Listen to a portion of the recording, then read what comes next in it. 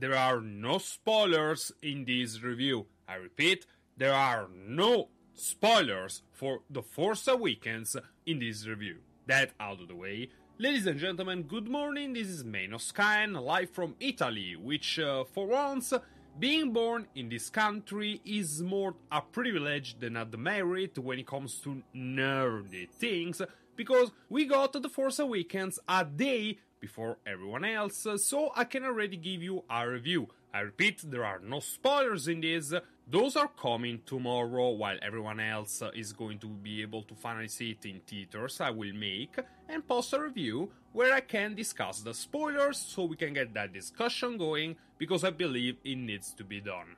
That said, let's start by giving this movie a score. Star Wars The Force Awakens gets a 7.5 out of 10. Star Wars is coming back, guys. It's not at Empire Strikes Back levels, not yet, but it's at least a New Hope level, I'd wager. Definitely Return of the Jedi levels, but I think more a New Hope. So, great, but not excellent. So, what can I say about this movie without spoiling anything? Well, first, you'll be happy to know that J.J. Abrams delivered on his promise to not go full Lucas. Forget the prequels, there is both special and actual effects. You can notice it's much better looking than the prequels ever were. You see the aliens, there are some that actually feel there. There is a scene where they go into a place, I can't tell you what exactly it is, and there is all these sorts of aliens, different animatronics and stuff, people in suits, I don't know, but it's fucking good. The aliens are there, you can actually feel that. There is very few moments where you say, okay, that's obviously CGI. They're just that good, and J.J. Abrams was a very good directing choice for this. Not so much for a Star Trek movie, we know this, but for a Star Wars one, yeah, it's there. You have to give it to him. It captures the spirit of the franchise, of the saga very well, at least in the space and technological aspect of it. For the mystical side, not so much. I mean, that's because there have been close to zero chances of that actually shining through. We had some emotional moments that actually feel Star Wars brand emotional moments, but when it comes to mystical moments with the Force and everything, except for two scenes, especially the one at the very end, you know what I'm talking about when you see the movie, that little scene at the end was perfect when it comes to representing how the Force works.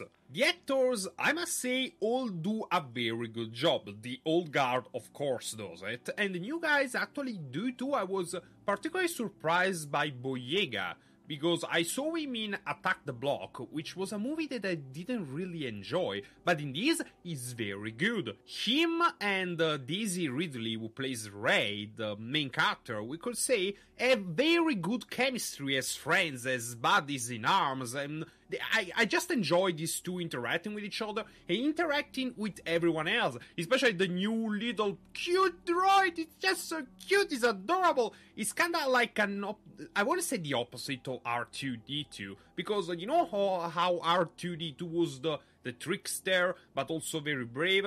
This one is so timid, is so cute, you just want to hug him and protect him. I know, I'm talking about a droid, but the villains, also very interesting. There is, oh wait, I forgot another one, the pilot, played by Oscar Isaac, Poe Dameron, best pilot in the Resistance. This guy is like the new Han Solo, but not really, because, he's like the first character you see in the movie. You know what I'm talking about, but it's very good, it's very funny, and again, the interaction between him and Boyega, Finn is the character's name, are very good. I really enjoy every time these characters are together on the screen and interact with each other. They're very good, the humor is very well done, and the humor comes even from little things. Okay, so there is the new bad guy, Kylo Ren, played by Adam Driver, which is basically he kinda wants to be Darth Vader. Basically, in the movie, he kinda wants to be Darth Vader, but he's completely different from Darth Vader, because Darth Vader, he always felt like he was in control.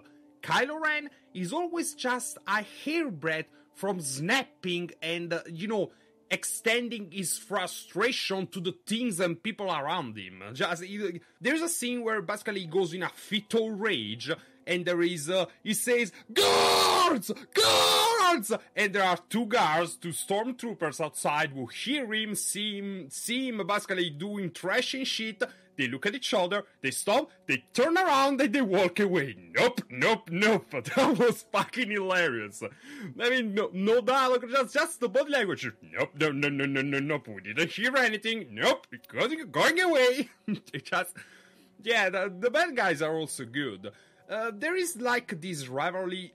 You know how in the original movies, basically the only bad guys, the important ones, were the Sith, the ones with the Force. In this, there's actually more bad guys. There's more variation of bad guys.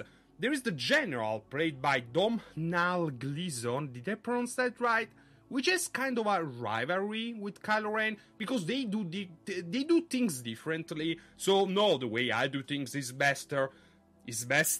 What the fuck did I say? No, the way I do things is better, and so there's this kind of rivalry going on because they want to please the supreme leader. So that's also interesting, and I have to say that Gleeson has maybe the only overacting scene of the entire movie. There's a scene where he has to give a speech, and it was just I smiled and I screamed. I mean, really? I mean, don't you also need like a couple mustaches, on this? Yeah, it was just that over the top. It's the only scene I can think of in the whole movie, but it was actually pretty funny because he was just so into it. His whole body was trembling. I should watch. He was just, I mean, really, seriously, you couldn't have done that any other way. So yeah. So, if the actors are good, and the special effects are good, and the directing is good, where are those 2.5 minus points coming from? Sadly, from the writing. It's not bad. It's not bad writing, it's not a bad plot, but the thing is, I feel that they try to keep it too safe, because they didn't want to alienate the fans that have been burned so much already in the past. They didn't want to go like full experimental, Don't get me wrong, there are some huge game changers in this movie. But at the same time, they recycled a couple things that are just, something new, we already saw that like 2 times. That we already saw once. Couldn't you have done it any differently? You did it good, but And also there are a couple interactions with, as I already said, the actors have very good chemistry with each other.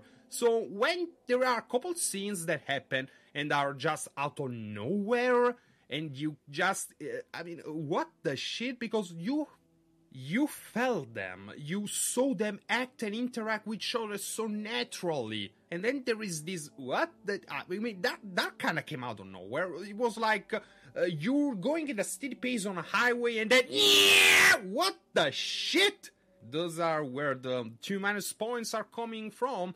But at the end of the day, if you're a Star Wars fan, you're going to really enjoy this movie. For everyone else, this is a good starting point. If you ever want to get into Star Wars, go into this movie, go see this movie. I assure you that you will enjoy it. It's a good movie on its own, and Star Wars fans are really going to enjoy it, especially after the prequels. My god, Star Wars seems like it's coming back. Let's just hope that Disney doesn't manage to fuck this up. My name is Menoscan, and I'll see you tomorrow with the spoilers review. Catch you later. And one last thing before I go. There is a new Boba Fett in town. Watch the movie and you'll understand immediately who I'm talking about.